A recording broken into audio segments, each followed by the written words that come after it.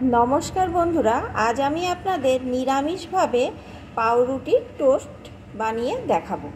তার জন্য এখানে আমি 4 পিস পাউরুটি নিয়ে নিয়েছি। বন্ধুরা, আমরা তো ডিম দিয়ে ডিম টোস্ট করে খাই। আমি নিরামিষভাবে ডিম ছাড়া কিভাবে এই পাউরুটি দিয়ে টোস্ট তৈরি করি, আসুন বন্ধুরা একটা লাইক দিয়ে প্লিজ শুরু করুন। রেসিপিটির জন্যে এখানে আমি হাফ কাপ মতন টক দই নিয়ে নিয়েছি। বন্ধুরা, এই টক দইটা আপনারা টাটকা নেওয়ার চেষ্টা করবেন। যদি বেশি দিনের টক দই হয় তাহলে কিন্তু টকটা বেশি হয়ে যাবে। এখন আমি এই দইটাকে সুন্দর করে ফেটিয়ে নেব। টক দই এখানে সুন্দর করে আমি ফেটিয়ে নিয়েছি।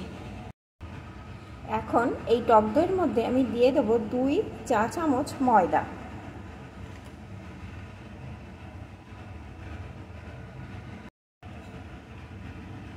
দিয়ে দেব একটা গ্রেট করা গাজর, একটা কাঁচা লঙ্কা কুচি।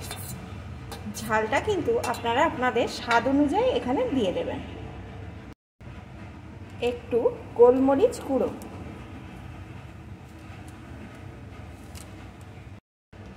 একটু গরম মশলার গুঁড়ো, ভাজা জিরের গুঁড়ো। এই জিরেটা কিন্তু গোটা অবস্থায় শুকনো কড়াই নেড়ে ভেজে তারপরে গুঁড়ো করা। সামান্য একটু লাল লঙ্কার গুঁড়ো, 1 চা চামচ চিনি। মিষ্টিটা আপনারা আপনাদের স্বাদ অনুযায়ী দিয়ে নেবেন। স্বাদ অনুযায়ী লবণ। এখন সব কিছুকে আমি সুন্দর করে মিশিয়ে নেব। সমস্ত কিছু এখানে সুন্দর করে আমার মিশিয়ে নেওয়া হয়ে গেছে।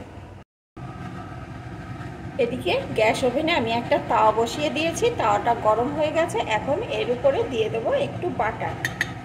বন্ধুরা, আমি এটা বাটার দিয়ে তৈরি করছি, আপনারা চাইলে ঘি দিয়েও তৈরি করে নিতে পারেন। এখন বাটারটাকে এইভাবে ঘুরিয়ে ঘুরিয়ে গলিয়ে নেব।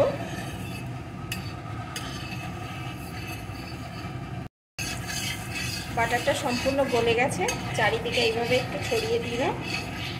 গ্যাসের জোরটা কিন্তু আমার একদম লোতে করা আছে। এদিকে 1 পিস পাউরুটি এইভাবে নিয়ে এভাবে মাখিয়ে নেব। নিয়ে আবার এটাকে উল্টে ওপিঠটাও মাখিয়ে নেব। এটা কিন্তু বেশিক্ষণ মাখিয়ে রাখা যাবে না, সাথে সাথেই তুলে নিতে হবে।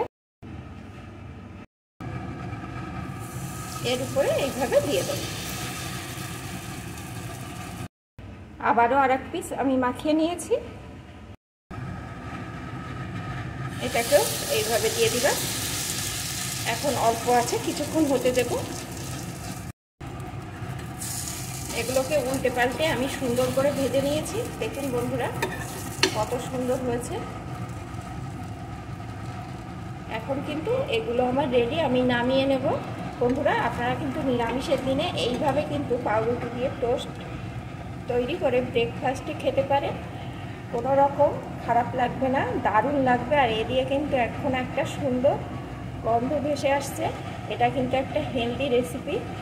আপনারা অবশ্যই এইভাবে একবার তৈরি করে খেয়ে আমাকে কমেন্ট করে জানাবেন আমার এই পদ্ধতিটা আপনাদের কেমন লাগলো। আর ভালো লাগলে একটা লাইক শেয়ার করে দেবেন। এখন এইভাবে আমি বাকিগুলোকেও ভেজে নেব।